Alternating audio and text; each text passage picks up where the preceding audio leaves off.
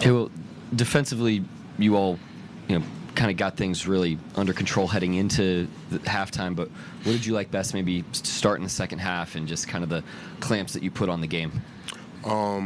Just the energy, the intensity, locking in on the game plan, what we were supposed to do.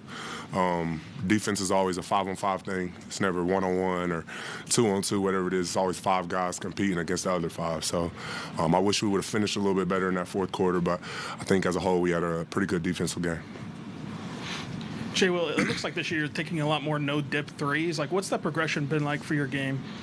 Kind of just knowing that I'm going to get open looks. I play with some really great players that are going to give me a lot of open looks, and when I get those open looks, I want to hit those shots. So that was one of my emphasis this summer, is just working on that, continue to get better at that. And my teammates, coaches trust me. Chip gets super excited as soon as he sees me do a no-dip three.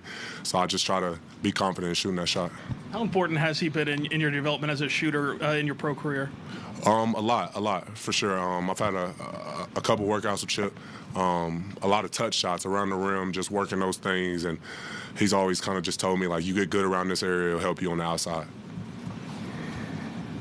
Who else we got? Go ahead, Myron. Yes, please.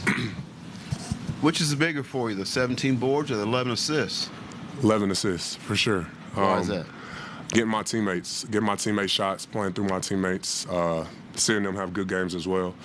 It's fun out there when the ball's moving around and everybody's having a good game. The energy gets going, the crowd gets into the game. It's fun sharing the court with a bunch of guys that love playing and playing the right way. When you got up that club position, whatever you want to call it, when you get it, what are you looking for? Are you looking for a shot first? What are you looking for? Just to move the ball or what? When I get the ball up top? Yeah.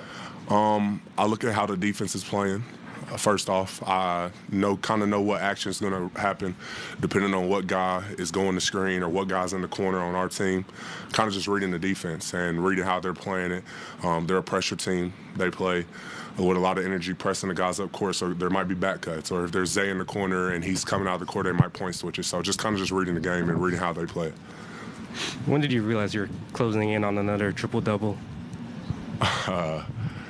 Honestly, in the first quarter, when I subbed out the game, Doug was like triple-double watch, and I looked up there, and I don't remember what I had, but I think I had something good. And then kind of in the second quarter or the second half, I think that's when I got the points, and I just knew if I played hard, the rest of it would come with it. Anybody else? We can go Joel, and then Joe. Jay, I want to go back to the no-dip question. I know you mentioned that was a thing for you in the summer. This feels like a weird microscope to put this under, but, like, was that from what you saw in the second round last year, like kind of the windows you guys had to shoot in the playoffs? Was that kind of like a response to that at all? I wouldn't say it was a response directly to the playoffs. I think it's just kind of just the season as a whole and trying to expand my game and get better shots for myself and get more shots for myself. I've been a pretty good three-point shooter so far in my career, and I knew guys would start to close out maybe a little bit harder than what they have the past 2 years. So I knew I wouldn't have as much time, so I just kind of thought of that throughout the summer, try to get more shots, better shots for me. And I know you've had to, especially in a month here, but, like, across the season, you've had to scale up, scale down based on injuries or whatever. But, like, how, when you're playing with Hartenstein or when both Hartenstein and Chet are available, like, has that made your life easier? Like, what has that done for your comfortability? I think most of my time has been with Chet when I'm on the court with him. It makes my life a lot easier, honestly. When a guy's driving to the rim, I mean, we were joking about it today. If a guy drives to the rim, I literally just yell, Chet, Chet, like just hoping that he's down there, and he's going to be down there. He's going to jump up to the rim, protect the rim. Chet's a force on defense. Anytime a guy goes up anywhere near the rim, he's going to be there. And I like our chances a lot of time when it's Chet. So being out there makes my job a lot easier.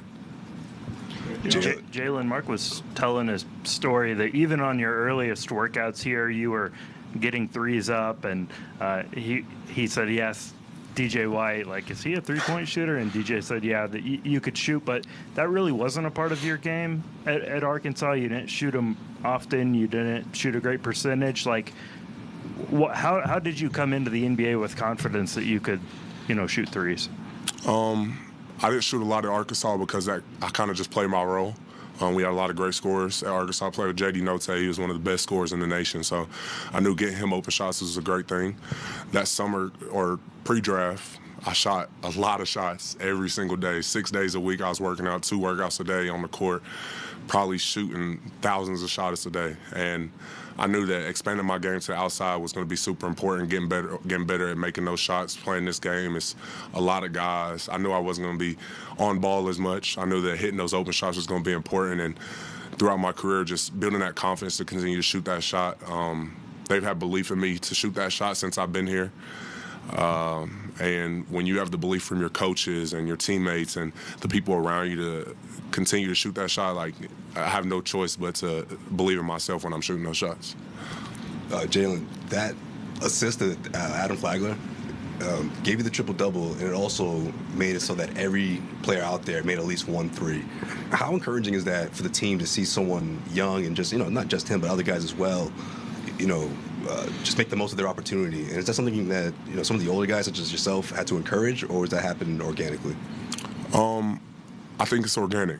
I think that it shows that the work and the consistency that everybody on this team puts in. Everybody on the team puts in a lot of work. We stay ready for when our name is called.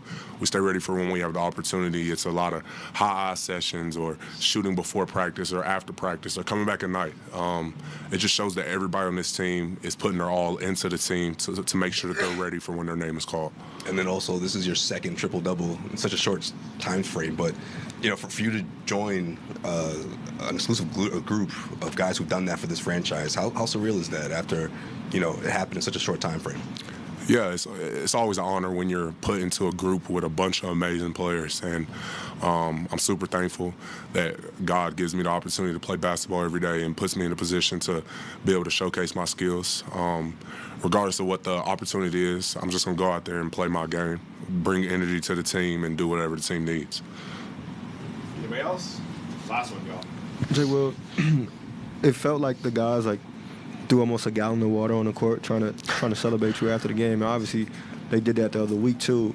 But I think Shea, the game you had in Memphis, Shea was saying something along the lines of, "You've been this great teammate," and that's kind of been the consensus. Why do you think guys are so eager to celebrate you? What is it you've tried to do here that makes people sort of gravitate towards you like that? I wouldn't say it's just me. I think it's our team as a whole. We're so connected as a team.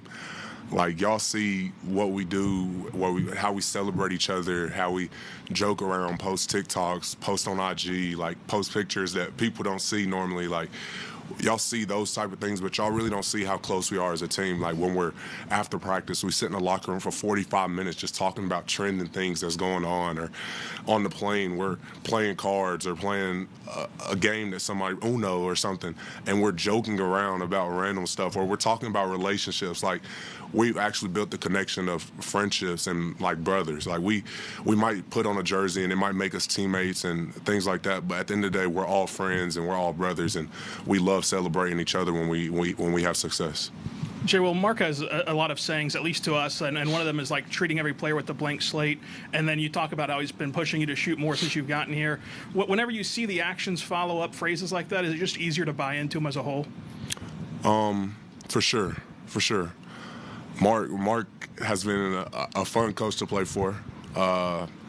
He's always pushed me since the day that I got here to get better, work on my game, be ready for my name to get called. My first game back this year after coming from injury, I was standing on the sideline and I told him, I was like, I'm not gonna lie, I'm a little nervous. And what he said back to me was, shoot the first look you get. So that just kind of just shows the type of coach Mark is.